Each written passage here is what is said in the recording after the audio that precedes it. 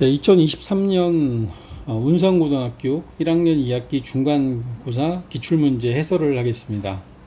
자, 이제 1번부터 볼 텐데, 시험 범위는 도형의 이동부터 들어가고요. 그리고 이게 합성함수까지 이야기 나오니까 역함수는 안 나오고 합성함수까지만 들어갑니다.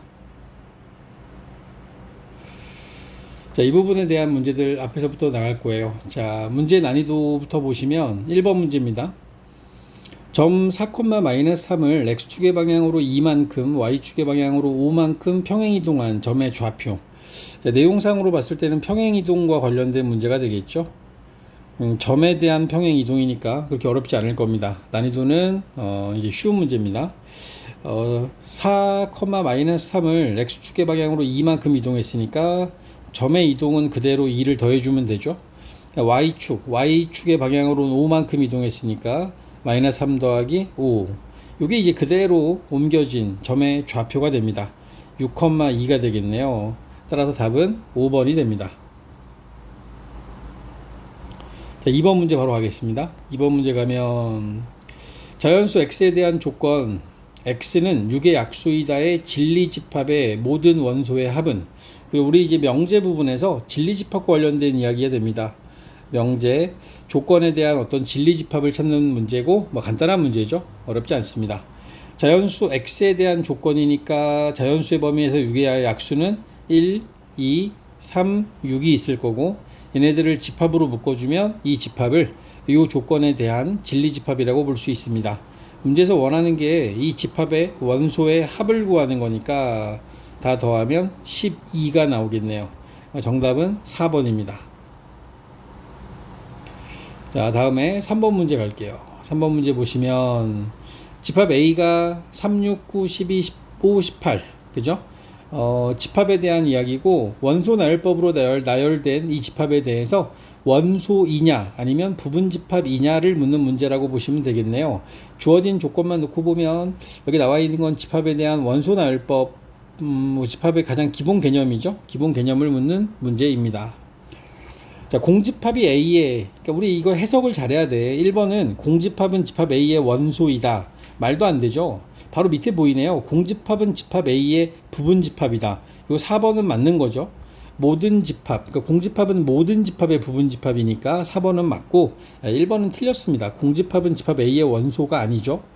자, 369는 집합 A의 원소이다? 이건 아니죠. 2번의 경우에는 369는 부분집합의 역할은 할 수 있습니다. 얘는 집합 A의 부분집합이다 라고 들어가면 되고, 3번의 경우에는 7은 집합 A의 원소가 아니다 라고 써져 있는 게 맞는 거고, 4번은 맞고요. 5번의 경우는 5번의 경우에는 오히려 이 부분집합 맞죠? 15하고 18을 집합 A가 가지고 있으니까 A의 부분집합이다 라고 쓰는 게 맞습니다. 정답은 4번입니다. 4번 문제입니다. 함수에 대한 이야기를 묻는 거고, 합성함수까지 이야기가 나오고 있습니다. 함수값을 묻고 있어요. 함수하고 합성함수로 문제로 우리가 보는 게 맞겠죠? 문제의 난이도는 그냥 쉬운 거죠. F4는 3으로 가고 있죠. 3으로 가고 있습니다. F4가 지금 3으로 가고 있고, 자, 근데 이제 F4 합성함수에 대한 함수값이니까 F4가 되는 거야. 근데 F4가 3이니까요. F3을 구하셔야 됩니다. F3은 지금 2로 가고 있습니다. 2. 이 두 가지를 더하는 게 답이니까 5가 답이 되겠죠. 1번이 정답이 됩니다. 자,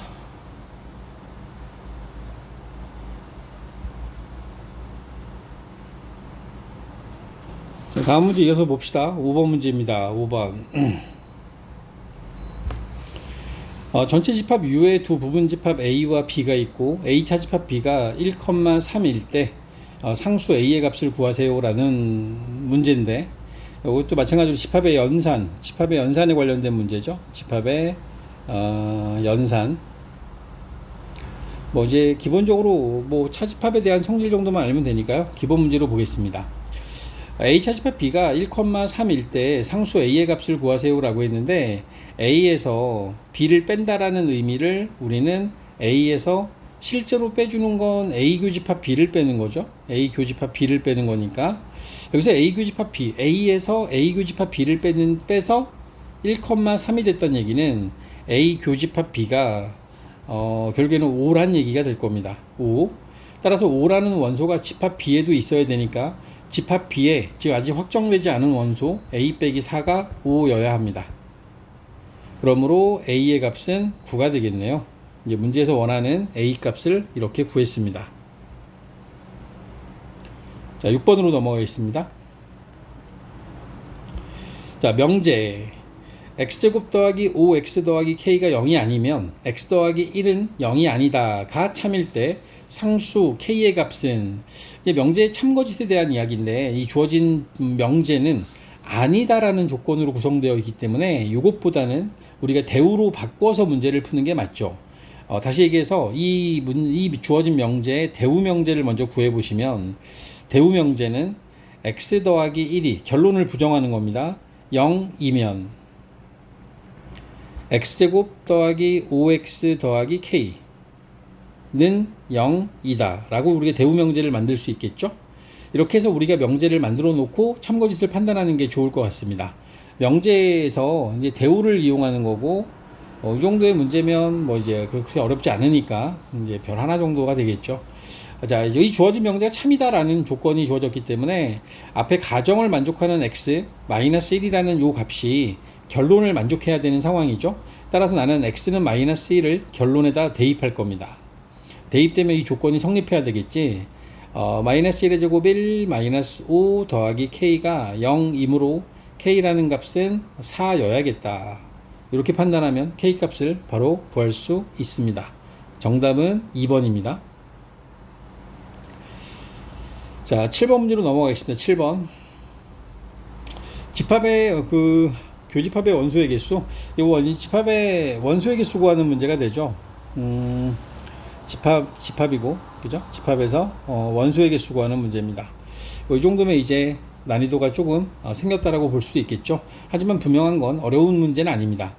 자, 주어진 조건에서 우리가 제일 첫 번째 해석해야 되는 부분은 A 여집합, 교집합, B 여집합이라고 하는 부분을 드모르간 법칙을 이용해서 저 부분을 정리를 좀 해주셔야 돼요. A의 여집합, 교집합, B의 여집합이라고 하는 이 부분을 드모르간으로 표시하면 A 합집합 B의 전체 여집합으로 우리가 잡아줄 수 있습니다. 여집합의 원소의 개수는 전체 집합의 원소의 개수에서 요 A 합집합 B의 원소의 개수를 빼면 구할 수 있으니까 요 값이 8이라고 했으니까, 그리고 전체 집합은 지금 100개죠. 따라서 A 합집합 B의 원소의 개수가 그러면 92개가 돼야겠네. 오케이? 그리고 우리는 이제 합집합의 원소의 개수 구하는 공식으로부터 문제를 해결해 나갈 겁니다. A 합집합 B는 NA, 엄청나게 많이 쓰이는 공식이니까 이 공식은 완전하게 외워져 있어야 됩니다. NA 더하기 NB 마이너스 NA 교비. 자, 합집합이 92개, 집합 A가 58개, 그 다음에 집합 B가 64개. 우리한테 원하는 게 교집합의 원소의 개수 구하는 거죠. 주어진 조건에 의하면 여기 나와 있는 게 110, 122개니까 A 교집합 B는 30개여야겠는데, 따라서 30개가 문제에서 원하는 답이 되겠다. 3번이 답이겠네요. 자, 8번 바로 이어서 갑니다. 8번. 실수 X에 대한 두 조건 P하고 Q, 명제 P이면 Q이다 여기 참이 되기 위한 자연수 N의 취소값. 명제 역에 대한 참거짓을 이야기하는 거고, 그죠? 이제 난이도의 변화가 조금씩 생기기 시작하네요.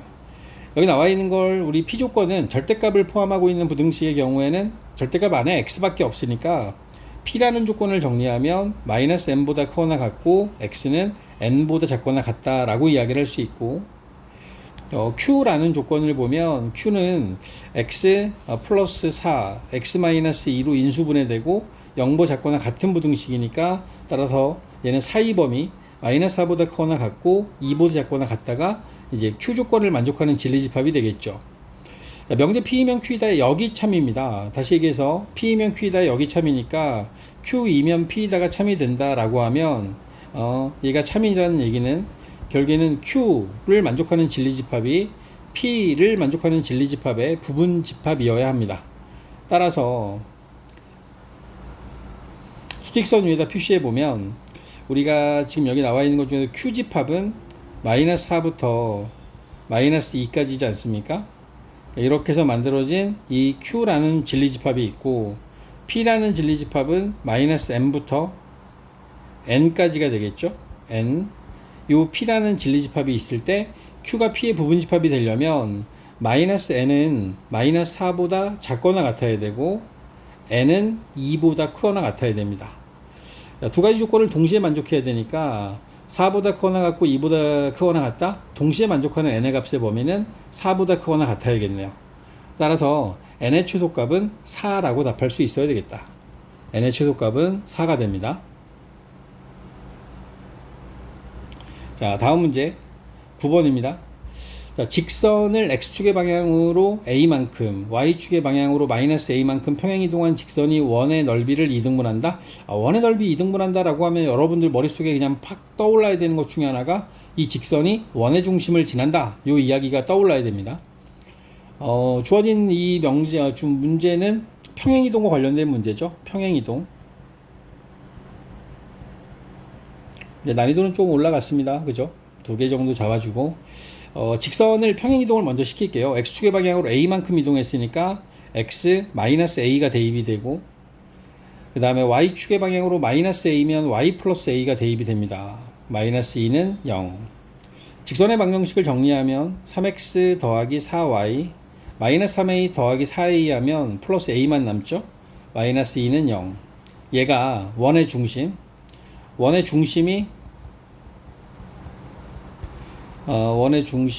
마이너스 5,2가 되고, 넓이를 이등분한다는 얘기는 원의 중심을 지나야 되죠.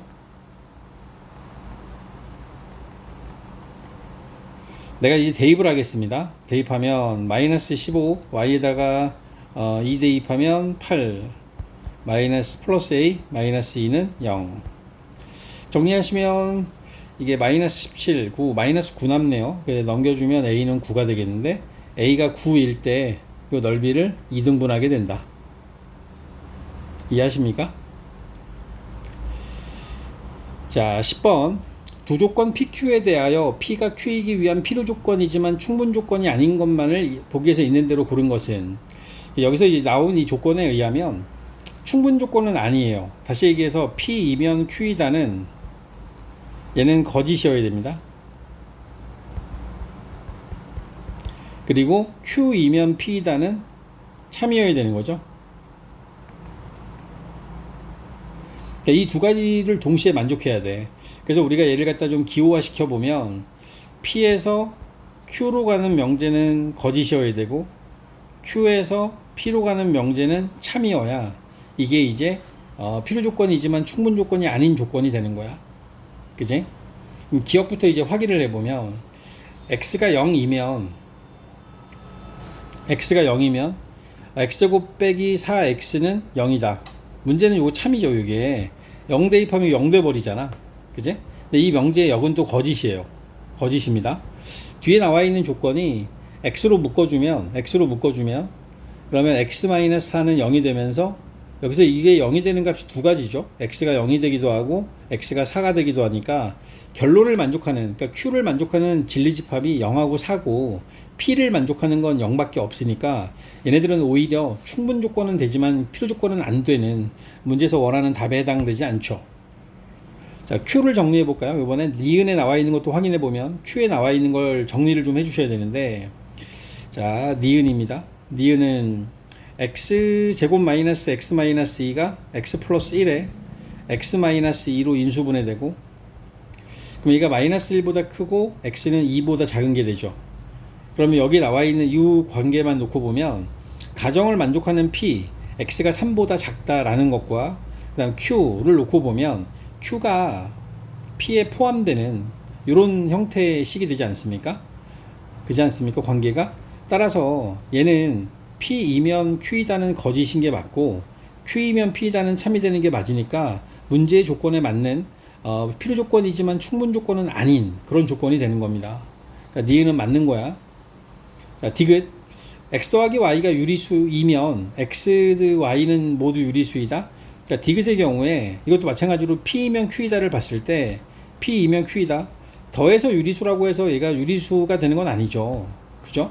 이제 발례를 들어보면 왜 안 되냐면 x가 이게 더해서 유리수란 얘기는 결국에는 x가 뭐 예를 들어서 마이너스 루트 3 루트 2라고 할까요? y는 마이너스 루트 2라고 하면 둘이 더하면 0이 돼요. 0이라는 값 x하고 y를 더하면 0이지만 x하고 y가 둘 다 유리수인 건 아니잖아. 따라서 P이면 Q이다는 거짓이고 x하고 y가 모두 유리수야. 그럼 유리수하고 유리수를 더하면 유리수가 된다라고 하는 Q이면 P이다는 참이 되죠. 따라서 이것 역시 충분 조건은 아니고 필요 조건이 맞는 그런 문제에서 원하는 답이 되는 겁니다. 여기 나와 있는 것 중에서 답은 그래서 4번 니은하고 디귿이 맞는, 그러니까 충분 조건은 아니고 필요 조건이 맞는 그런 조건이 됩니다. 이 필요 충분 조건 관련된 문제들이 생각보다 어려워요. 그러니까 여러분들 연습을 많이 하셔야 됩니다. 타이틀을 안 붙여줬죠? 충분 조건, 필요 조건.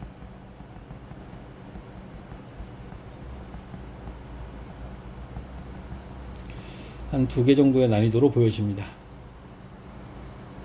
자, 11번입니다. 전체 집합 U의 공집합이 아닌 서로 다른 두 부분 집합 A, B에 대하여 A 교집합 B가 공집합일 때 보기에서 항상 옳은 것만을 있는 대로 보는 것은, 자, 여기서 이제 집합 관계를 주고 집합에서 집합의 연산, 뭐 포함 관계를 가지고서 이제 집합에 대한 연산을 하는 과정인데 이 정도 이제 난이도가 들어가기 시작합니다. 여기 나와 있는 건 A 교집합 B가 공집합이다라는 말은 우리가 이제 앞에서 우리 공부할 때 배운 서로소라는 상태가 되죠. A 교집합 B가 공집합이라는 얘기는 서로소라는 얘기입니다. 따라서 기억에 나와 있는 B에서 A를 빼준다. 근데 교집합이 아무것도 없기 때문에 얘는 B가 그대로 나와야 되겠죠. 따라서 기억에 나와 있는 건 거짓이 됩니다. 그 다음에 니은 A와 B가 서로소기 때문에 B가 A의 여집합의 부분집합이 되는 건 맞는 게 되는 거죠. 그지?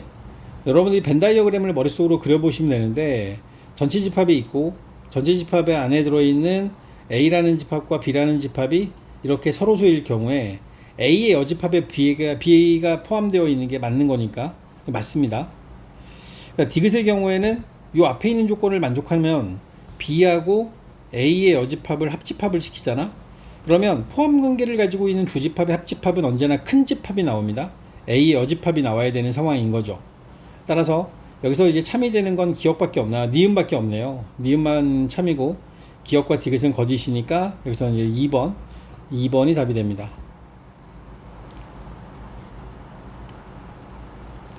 자, 12번입니다. 세 조건 PQR에 대하여 두 명제 P이면 not Q이다, not R이면 Q이다. 여기서 이제 항상 참인 걸 고르는 거는 언제나 대우, 그 다음에 3단 논법, 이 두 가지를 사용하는 게 이제 일반적인 방법들입니다. 오케이? 자, 그러면 이것도 이제 명제 관련된 이야기고, 뭐 이제 이 정도면 아직은 한 중간 난이도 정도로 보시면 될 것 같아요.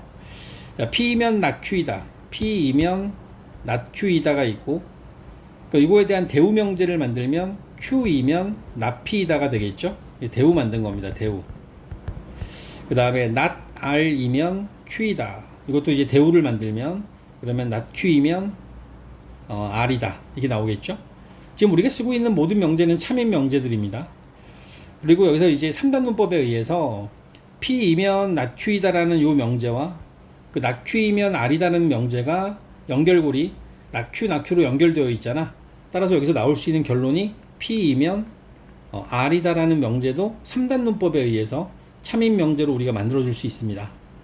같은 방법으로 이번에는 not R이면 Q이다, Q이면 not P이다라고 하는 이 두 개를 연결하면 되는데 이걸 연결해서 만들어내는 3단 문법 명제는 not R이면 not P이다 라는 명제가 나타나겠죠. 이렇게 해서 여기에 주어져 있는 대우 명제 2개, 3단 문법에 의한 명제 2개를 해서 총 4개의 명제가 참이 되고요. P이면 R이다. 3단 문법에 의해서 나왔고, Q이면 나피이다. 대우 명제 구하면 나오시고요. 그 다음에 디귿은 나오지 않습니다. 따라서 여기서 원하는 답은 기억, 니은 3번이 답이 되겠다.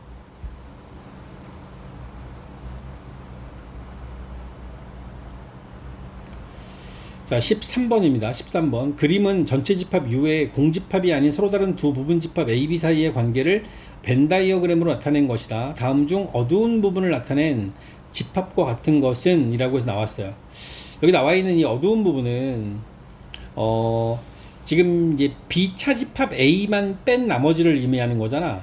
그러니까 나는 이렇게 이야기를 하고 싶어요. B차 집합 A의 여집합이다 라고 해서 여기 나와 있는 이 벤 다이어그램 상에서의 어두운 부분을 직관적으로 먼저 표시를 하신 다음에 이놈을 조금만 정리해 보시면 B 교집합 A의 여집합의 여집합, 이렇게 되면 B의 여집합 합집합 A라고 우리가 쓸 수 있겠죠.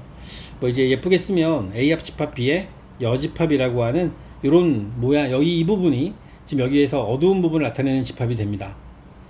자, 기억 1번은 아니죠, 그죠? 1번은 B 여집합이니까 안 되고, 2번의 경우에 B 차집합 A, A 차집합 B가 A 차집합 B라고 하는 부분하고 B의 여집합을 합치면 이 교집합 부분이 들어가지 않기 때문에 얘도 안 됩니다.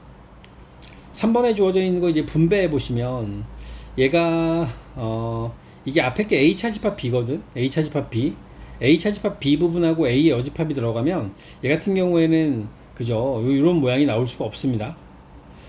4번을 한번 볼까요? 4번에 있는 걸 보면 A 합집합, A의 여집합, 교집합, B의 여집합이라고 되어 있는데, 선생님이 여러분들을 설명할 때 서로 다른 세 집합이 다른 연산을 하잖아. 우리 분배를 쓰라 그랬어. 그러니까 A 합 A의 여집합과 교집합, A 합 B의 여집합을 하겠지. A하고 A 여집합의 합집합은 전체 집합이 될 거고, 그 다음에 교집합을 했으니까 이거는 그냥 A 합집합 B의 여집합만 남아야겠죠. 지금 문제에서 원하는 답이 4번이 될 수밖에 없네요. 4번은 A 합집합 B의 여집합이라고 하는, 내가 제일 처음에 이제 직관적으로 구해놓은 저 식이 되는 거니까 이게 맞는 거죠. 오케이. 5번에 주어져 있는 보기는 이건 대칭 차집합이라고 하는 집합을 나타내고 있습니다. 따라서 5번은 맞지 않겠죠. 집합의 연산을 통해서 뭐 집합 관련된 문제가 됩니다. 집합.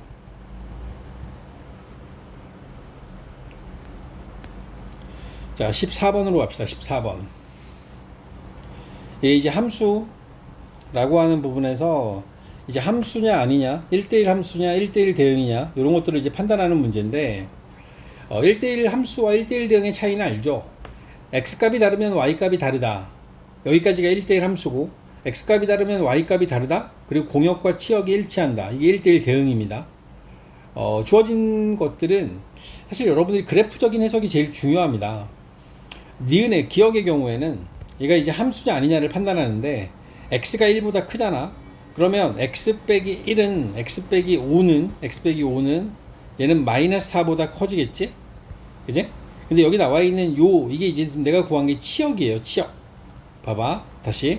fx가 x-5는 x가 1보다 크거나 같았고, 이걸 갖다가 마이너스 5를 빼주면 x 빼기 5라고 하는 부분은 마이너스 4보다 크거나 같고, 따라서 요게 바로 fx에 대한 범위 마이너스 4보다 크거나 같다가 되는데, 요게 집합 y의 부분 집합이어야 하거든. 근데 이게 y라는 집합, 공역의 부분 집합이 될 수가 없어요. 마이너스 4보다 크거나 같으면 이게 더 범위가 넓기 때문에, 따라서 얘는 함수가 될 수 없다라는 거죠. y라는 집합에 포함되지 않기 때문에 함수가 안 됩니다. 자, 니은의 경우에는 x가 1보다 크거나 같은 범위에서 이 2차 함수의 그래프의 모양은, 이게 이제 원래 아래로 블록한 2차 함수지 않습니까? 근데 여기서 1보다 크거나 같으면 한 요 부분쯤 될 거란 말이지. 요 부분쯤.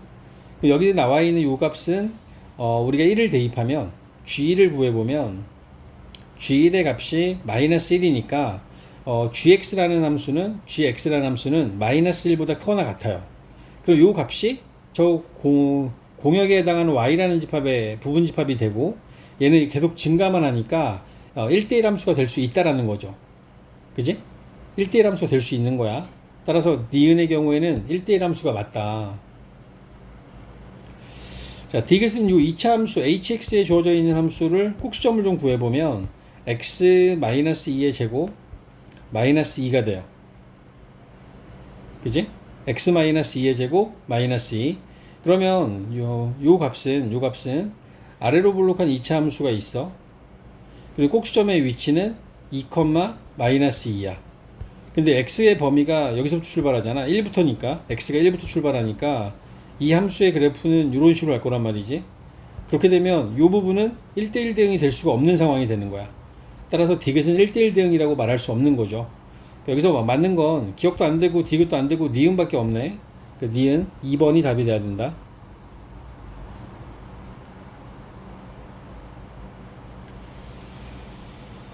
자, 15번입니다. 그림과 같이 좌표평면 위에 두 점 A, B가 있어. A는 2,3, A라는 점의 위치가 여기에 있고, 그 다음 B라는 점의 위치는 마이너스 3,1에 있고, 서로 다른 두 점 C와 D가 각각 X축과 Y는 X 위에 있다. Y는 X 위에 있다. 그랬을 때, 얘가 최소일 때 CD의 길이는 얼마냐? 이렇게 물어봤어요. AD, CD, 그 다음에 BC가 다 더했을 때. 여기 나와 있는 이 문제들은 이제 대칭 이동을 이용해서 우리 최소값 구하는 문제가 돼요. 대칭 이동을 이용해서 최소값 구하는 문제가 되고, 이제 뭐 조금은 더 복잡하게 문제를 줬네요. 자, 얘네들이 거쳐가야 되는 축이 있잖아. 그지? 직선이 있지? 그 직선에 대해서 대칭 이동을 시키는 게 여기서는 중요합니다. 나는 여기 나와 있는 A라는 점의 위치를 Y는 X에 대해 대칭 이동을 시킬 거야. 얘가 2,3인데 Y는 X에 대해 대칭 이동을 시키면 이런 식으로 대칭 이동을 시키겠죠? 여기다가 내가 A' 대칭 이동 시켰으니까 3,2가 될 거야. 3,2. 자, 그리고 B는 X축을 거쳐야 되니까 X축에 대해 대칭 이동을 시킬게요. X축에 대해 대칭 이동을 시켜서 여기다 이제 점을 잡아주면 B가 마이너스 3,1이었으니까 마이너스 3, 마이너스 1이 돼서 이걸 B'이라고 잡자. 그리고 이제 우리는 이 B'과 A'을 연결한 직선을 쭉 연결을 시켜 볼 거야. 여기서부터 A'까지 쭉 연결을 시켜보면, 자, 이제 지금 이 상태거든. 이 상태야. X축과 만나는 점의 위치는 한 이 정도에 있어야지 얘가 최소가 될 수 있다는 뜻이고, 그리고 여기도 D라는 점의 위치가 사실은 한 이 정도에 있어야 얘는 최소가 된다는 얘기거든.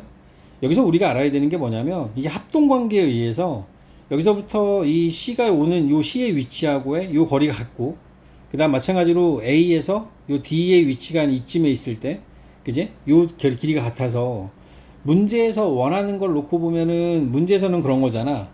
B에서 C까지 일단 와. 그리고 C에서 D까지 쭉 가. 그런 다음에 다시 A로 가는 요 선들의 길이를 구하는 게 우리의 목적이거든. 근데 이걸 대신해서 B'에서부터 C를 거쳐 D를 거쳐 A'까지 가는 것도 이게 맞다라는 거죠. 그죠?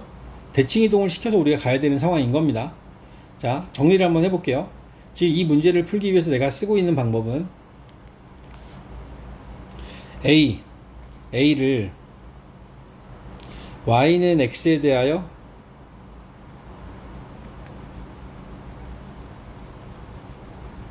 대칭 이동을 시켰어.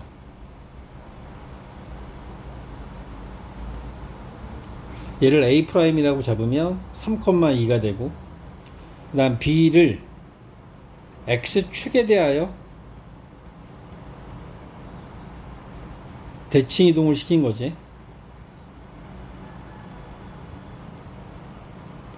요 점을 B' 마이너스 3, 마이너스 1이라 하면 문제에서 원하는 AD, 그 다음에 CD, 그리고 BC, 얘네들을 연결한 이 직선은 이 선분들의 길이의 합은 A'과 B'을 연결한 이 직선보다 크거나 같겠죠. 따라서 최소가 되는 순간은 바로 이 순간이 되는 거야. 오케이? 이해하십니까? 근데 문제에서 원하는 건 C하고 D를 원하고 있네요. C부터 D까지의 길이를 원하기 때문에 나는 여기 나와 있는 A'과 B'을 연결한 직선을 먼저 구할 거야. A', B'을 지나는 직선.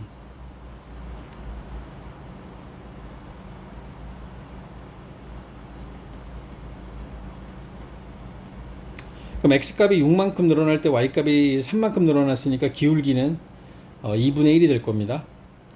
그리고 얘가 3,2를 지나야 되니까 3,2를 지난다. 3 대입하면 2분의 3이고 얘가 2분의 4 돼야 되니까 여기 2분의 1 되겠네. 오케이. 자, 이렇게 잡아주고 3을 대입해서 2가 돼야 돼. 맞죠? 2분의 1. 이렇게 해서 우리 직선의 방정식을 구한 다음에 얘가 x축과 만나는 점, c가 x축과 만나는 점이니까 x의 절편을 구하면 x 절편은 y가 0일 때 x값 마이너스 1,0이 되겠네. 마이너스 1,0. 그 다음에 y는 x하고 같아야 되니까 y는 x라고 잡아주고 넘겨주면 2분의 1 x는 1,1 되겠네요. 1,1. d의 위치는 1,1. 따라서 c하고 d 사이의 길이를 구하잖아. cd 사이의 거리 구하면 4, 1, 5 루트 5 되는데 딱 루트 5. 따라서 1번에 있는 요 놈을 답으로 해야겠다.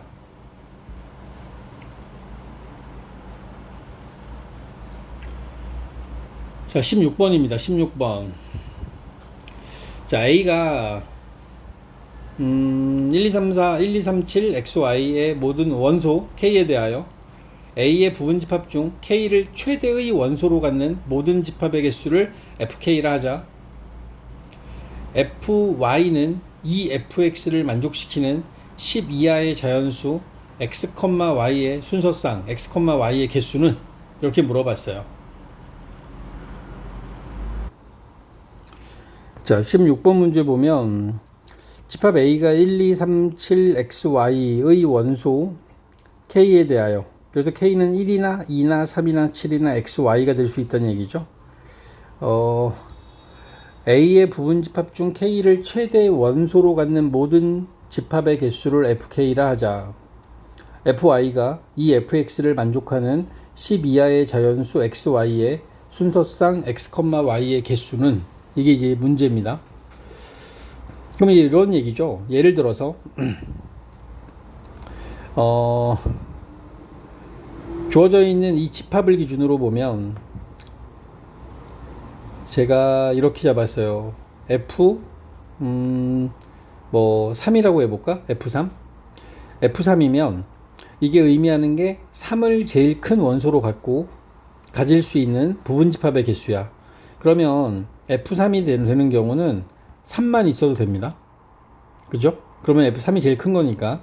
또 1, 3도 가능하고 2, 3도 가능하고 1, 2, 3이어도 K가 3이 제일 큰 부분 집합들이 만들어지게 되죠. 다시 얘기해서 총 얘는 4개의 집합을 만들 수 있는 거야. 자, 이런 원리가 이제 어떤 원리냐면 3을 원소로 가져요. 그러면 1하고 2라는 원소로 만들 수 있는 부분 집합만큼이 여기서 만들어지고 있는 거야. 3을 반드시 포함하고 1, 2를 가질 수도 있고 안 가질 수도 있는 그런 부분 집합들이 몇 개가 있냐라고 하는 게 FK의 의미라고 보셔야 돼요. 내가 이제 정리를 하자라면 여기서 이제 FK라고 하는 집합은 FK는 K를 최대 원소로 가져요. K를 가장 큰 원소, 최대 원소로 갖고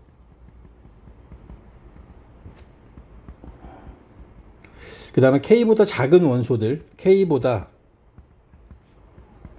작은 원소로 만들 수 있는 부분 집합,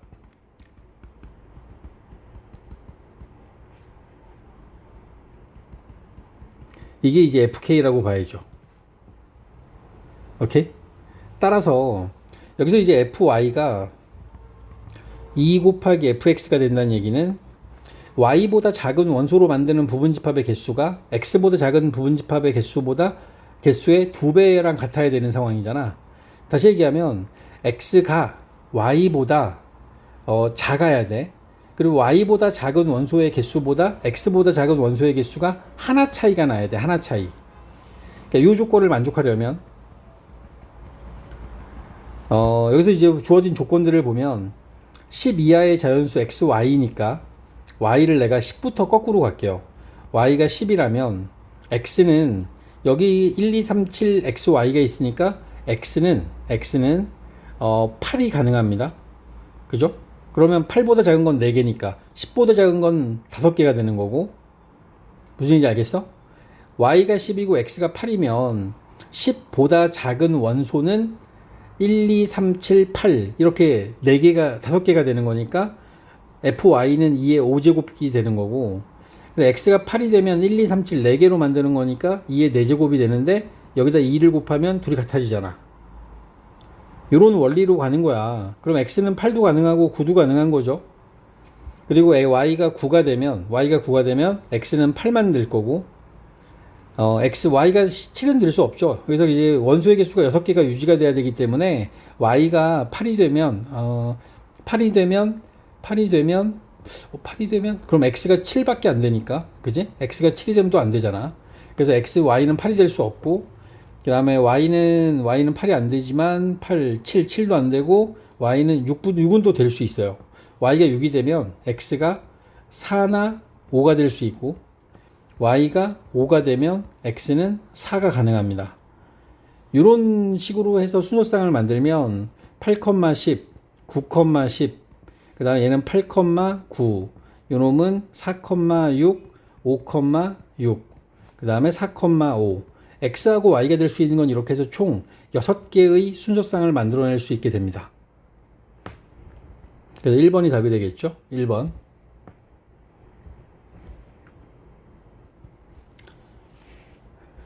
이해하십니까? 이게 부분집합의 개수를 묻는 형태의 문제들을 가지고 집합의 부분집합의 개수, 변별력 주려고 이제 16번, 그 다음에 이제 17번 이런 것들은 그런 식으로 준 것 같아요. 오케이? 자, 다음에 17번도 넘어가 보면 17번은 이제 함수의 개수, 이제 합성함수도 들어있네요. 함수의 개수인데 합성함수에 대한 개념도 들어있습니다. 이것도 이제 마찬가지로 난이도를 좀 주고 있어요. 세집합 XYG에 대하여 두 함수 fx에서 y로 가는 함수와 y에서 g로 가는 함수가 다음 조건을 만족시킨다. f는 1대1 대응이고, 자, x교집합 y가 여기서는 뭐가 되죠?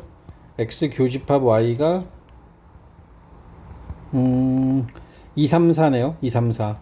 2, 3, 4를 원소로 가는 이 집합이 x교집합 y야. 이 집합의 원소들에 대해서는 저런 조건을 만족시킨다. 나 조건을 좀 정리해 보면 gx는 fx에다가 2를 더한 거네요. 그죠? 그러니까 여기서 이제 세 가지가 나오겠죠. g2는 f2에다가 2를 더한 거고, g3는 f3에다가 2를 더한 거고, 그러면 g4는 f4에다가 2를 더한 게 됩니다. 그죠? 그리고 이제 문제 바깥에 있는 조건 F4, F3, G3 순서가 돼야 되는 상황입니다. G3는 3이 될 수 없다라는 조건이 주어져 있네요. 그럼 F3하고 F4 사이의 관계를 이용해서 먼저 F값을 정해서 하나씩 생각해 보면 될 것 같은데, 첫 번째, F3가 F4보다는 커야 되니까 어떻게 할까? F3를 가능한 게 F3가 2, 3, 4, 5 중에 선택을 해야 되는데 F3가 3부터 가려고 했더니 3이 될 수는 없지. 그지? F3는 2는 될 수 없습니다. F3가 2면 F4가 갈 수 있는 곳이 없으니까. 따라서 F3는 4나 5가 가능하겠네요. F3, 3에 대한 함수값은 4부터 가능합니다. 자, F3가 4면 F4가 될 수 있는 건 그러면 2나 3이 가능하겠지? 2나 3. F3가 3이면 G3는 얼마가 되죠? G3는 2 더하니까 6. 그죠? 6이 됩니다. 이건 가능한 거지? 그지? Z에 6이 있으니까. 그리고 F4가 F3보단 작아야 되니까 F4는 2거나 또는 F4는 3이 될 수 있는 거야. F4가 2가 되는 경우를 먼저 보면 F4가 2라고 합시다. 그러면은 F2가 될 수 있는 게 뭐가 있죠? F2는 이 F2가 왜 중요하냐면 G2를 결정해야 되니까 이런 거잖아. G2가 F4에다가 F2에다가 2를 더한 거잖아. 그지? 그러면은 F2가 갈 수 있는 게 이제 1대1 대응이니까 2, 4가 되면 3하고 5밖에 안 남았거든. 얘가 3이 되면 얘가 5가 될 거고, 얘가 5가 되면 얘는 7인데 이거 불가능하네요. 그죠? 이거 이렇게 확정시키면 되겠는데, F3가 4일 때 F4가 2고, 그러면 G2는 3이고, F2는 3이고 G2는 5가 된다. 이렇게 하면은 지금 문제의 조건에 다 맞죠. 그죠? 하나 더 있죠. F4가 5가 될 수도 있어요. 5. F4가 5는 안 되는구나. 5는 안 되고 3만 가능하지. 3. F4가 3이면 F4가 5가 안 되는 이유가 뭐지? F4가 5가 되면은 G4가 그러면 7이 돼야 되는데 Z는 7이 없으니까. 그럼 F4가 3이라고 하면 그러면 G2가 될 수 있는 값이 G2는 4하고 3이 됐으니까 G2가 될 수 있는 게 뭐가 남았니? G2가 될 수 F2를 정하는 거죠. F2 더하기 2니까 그러면은 3, 4 됐으니까 얘는 2가 되면 얘가 4가 되지. 그지? 4가 되면 F3하고 얘가 겹치니까 이것도 안 되고, 그 다음에 얘가 5가 되면 7 되니까 이것도 안 되지? 뭐, 이거 될 수 있는 게 요거밖에 없네요. 그죠? 그리고 이제 F3가 5가 되면, F3가 5일 때는, G3가, 이것도 안 되네. G3가 그러면 7이 되니까, 이거 불가능하죠? 불가능합니다. 그래서 실질적으로 얘는, 우리가 조금만 생각해보면, F3가 4일 수밖에 없고, 그리고 F4는 2, 그 다음에 F2는 3, 그 다음에 G2는 5. 이렇게 다 연결될 수밖에 없는 상황입니다. 무슨 이해가 가십니까? 나는, 자, 여기서 우리 확정된 것만 내가 다시 한번 적어보면, F2가 3이 됐고요. 그 다음에 F3는 4로 확정했고, F4는 2가 된 거야. 이렇게 되면은 이들에 대한 G값. G2는 2 더하니까 5. G3는 6. G4는 4. 이렇게 연결되는 요 6가지 값은 확정이 다 된 겁니다. 응? 그리고 이걸 가지고서 이제 문제에서 원하는 게 뭐냐면, G 서클 F에 2하고, F3을 더하라 그랬지? F3? 그러면 G, F2 더하기 F3이니까 F2가 3이 됐죠? 그럼 G3 그리고 더하기 F3 G3이 4고 6이고 얘가 6이고 얘가 4니까 더해서 최종적인 답은 10으로 확정되겠다. 오케이? 그래서 여기 나와 있는 이 문제는 5번이 답이 됩니다.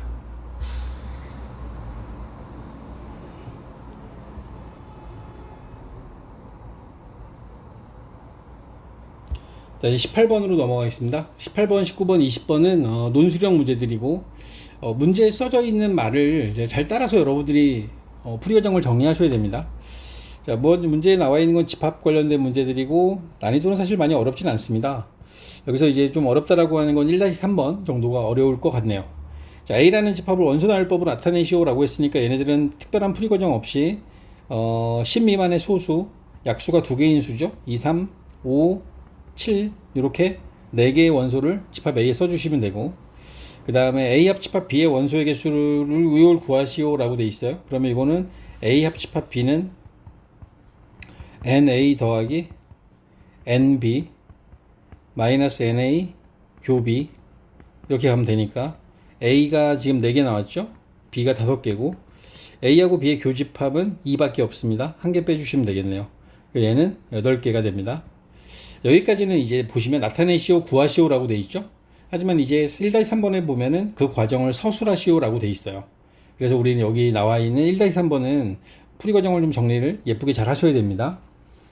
A 합집합 C와 B 합집합 C가 같아지려면 그러면 C라는 집합은 어떤 집합이 돼야 되느냐 라고 하는 부분을 우리가 명시를 해주면 집합 C는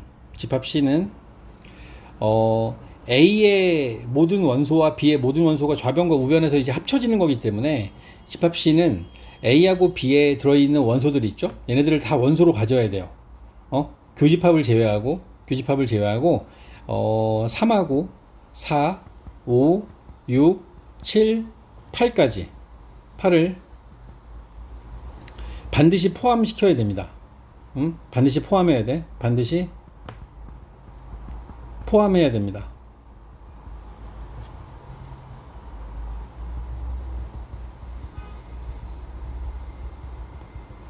그러다 우리가 구하려고 하는 이 C의 집합 C의 개수는, 부분 집합 C의 개수는, 자, U의 부분 집합이요. U의 전체 집합의 부분 집합이면서 3, 4, 5, 6, 7, 8을 모두 포함해야 되지.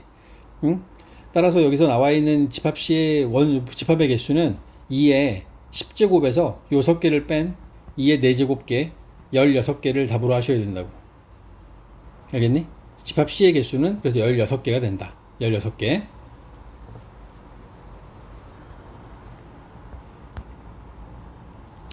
자, 19번입니다. 19번에 논술형 2번 정수 n에 대하여 조건 p p는 어떤 실수 x에 대해서 x제곱 더하기 2nx 더하기 4가 0보다 작다 이다 라고 하는 이 조건에 부정을 쓰라 그랬으니까, 자, 어떤 의 부정은 모든입니다. 모든 실수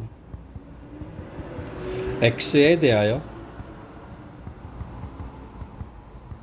x제곱 더하기 2nx 더하기 4는, 자, 부등호 방향을 바꿔주는데 등호 붙이셔야 되죠.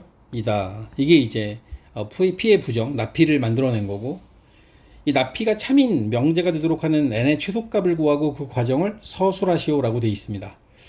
그죠? 어떤 명제에 대한 참거짓에 대한 이야기죠. 명제에 대한 이야기죠. 아이고, 죄송합니다. 명제. 그리고 여기서 난이도는 뭐 한 2개 정도 잡아주시면 되겠죠. 그리고 여기 나와 있는 이 명제는 납피가 참인 명제가 돼야 되니까 모든 실수 x에 대해서 이 부등식이 성립해야 돼요. 그러니까 절대 부등식, 항상 성립하는 부등식이 돼야 되는 상황이기 때문에 2차 부등식이 항상 성립하려면 모든 실수가 답이 되는 경우는 이 주어진 2차 함수가 아래로 볼록한 2차 함수니까 x축보다 위에 있거나 x축과 접하는 상태, x제곱 더하기 2nx 더하기 4는 0이라는 이 방정식이 중근 또는 서로 다른 두 허근을 가져야 돼. 따라서 이거의 판별식이 0보다 작거나 같아야 된다는 얘기죠. n제곱 마이너스 ac 4가 0보다 작거나 같아야 되고, n 플러스 2에 n 마이너스 2가 0보다 작거나 같으니까 따라서 마이너스 2보다 크거나 같고 n은 2보다 작거나 같아요. 이 범위 안에 들어있는 n의 최소값을 구하는 게 문제입니다. n의 최소값, 정수 n의 최소값, 정수 n의 최소값은 따라서 마이너스 2가 되겠죠. 최소값은 마이너스 2이다. 이게 답을 하시면 되겠네요. 이해하십니까? 자, 20번 문제로 넘어가겠습니다. 절대부등식의 어떤 산술평균, 기하평균 사이의 관계가 되냐. 산술, 기하평균 사이의 관계.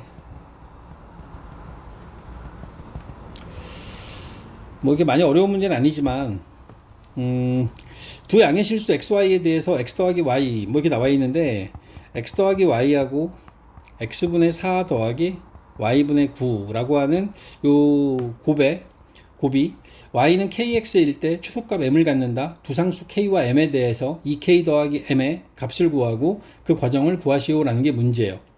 산술기하 평균에 대한 정확한 이해가 필요하겠죠.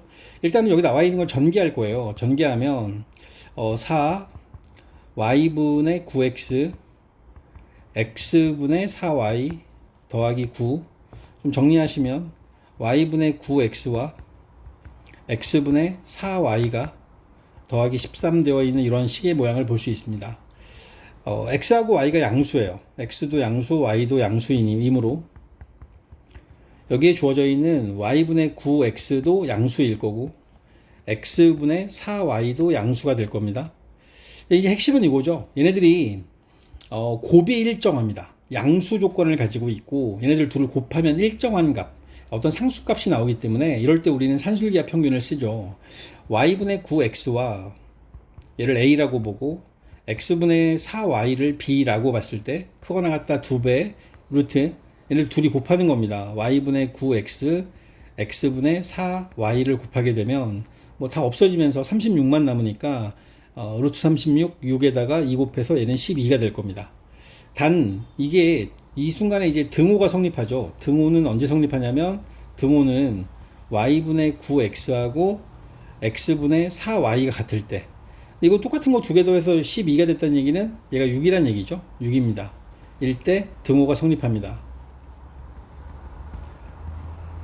따라서 우리가 이제 지금 구해야 되는 건 y분의 9x 그 다음에 x분의 4y 더하기 13이 있으니까 얘는 25보다 크거나 같겠죠. 그지? 그리고 주어져 있는 식을 정리하면 y는 4y는 6x 2분의 3x일 때 최소값을 갖는 겁니다. 최소값이 25이므로 우리가 여기다 답을 할 때 k는 2분의 3 그 다음에 최소값 m은 25 2k 더하기 m 구하라 그랬죠. 3 더하기 25 28을 최종적인 답으로 정해주시면 되겠네요. 전체적으로 20문제 문항들 중에서 제가 느끼는 건 그렇습니다. 객관식 맨 마지막에 한 2문제를 제외하고는 여러분들이 푸는데 큰 어려움이 없어 보입니다. 맨 마지막에 나와 있는 그 2개의 문제도 여러분들이 아마도 학교에서 어느 정도의 힌트 아니면 어느 정도의 소스를 주고 낸 문제이기 때문에 여러분들이 학교 수업 열심히 듣고 잘 준비하시면 뭐 이 정도의 문제들은 다 맞지 않을까 싶습니다.